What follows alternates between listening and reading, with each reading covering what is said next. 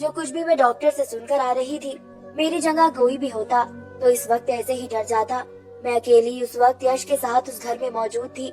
वो मुझे यूं डरा हुआ देखकर हैरान हो गया और कहने लगा, क्या बात है, आप इतना घबरा क्यों रही हैं? सब कुछ ठीक तो है ना? ये दूध पी लो और आराम कीजिए। यश ने मेरी तरफ गिलास बढ़ाया। मैंने उसके हाथ से लेकर वो गिलास साइड पर रख दिया। मैंने गुस्से में उससे कहा, जाओ यहाँ से, मुझे नींद आ रही है।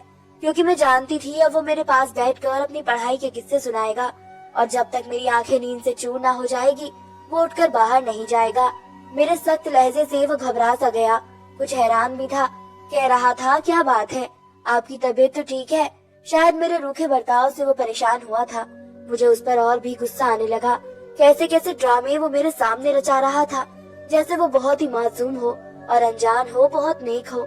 पहले तो मेरा दिल चाहा कि जोर से थप्पड़ उसके मुंह पर मार दूं और फिर अपनी रिपोर्ट उसके सामने दे मारूं और कहूं, देखो तुम्हारी शराफत का सबूत, और उसको धक्के देकर बाहर निकाल दूं। लेकिन मैं चाहती थी कि उसे रंगे हाथों पकड़ूं, वरना वो मुकर जाता। फिर मैंने कहा, मेरे सर में बहुत दर्द है, मुझे तुम बिल्कुल भी जगाने के लिए मत आना, मैं सोना चाहती हूँ। मेरी उखड़ी बातों के सामने वो चुप था और उठकर कमरे से दरवाजे तक चला गया।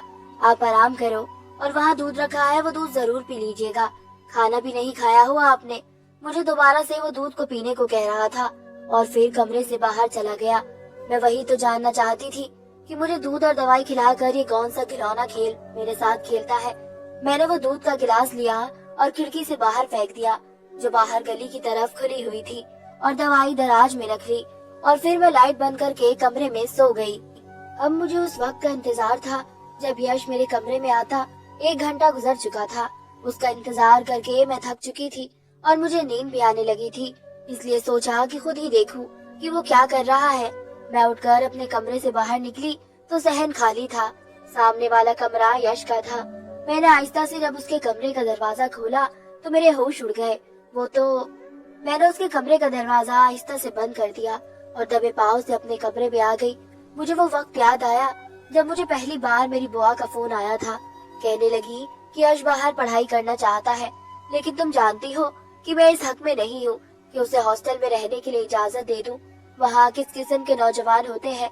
मेरा यश सीधा साधा सा है, कहीं गलत लोगों में ना फंस जाए, सिगरेट और दूसरे नशे का आदी ना हो जाए।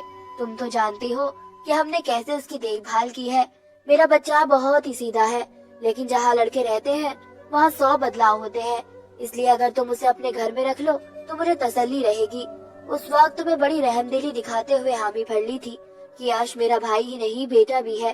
जाहिर है कि वो मेरे सगे भाई से भी बढ़कर था और भाई और बेटे में कोई फर्क नहीं होता है। मेरा सर दर्द से फटने लगा था। मेरा भाई इस वक्त अपने कमरे में बैठा सिगरेट पी रहा था। मेरी तरफ उसकी पीठ थी, इसलिए वो इस बात का पता न लगा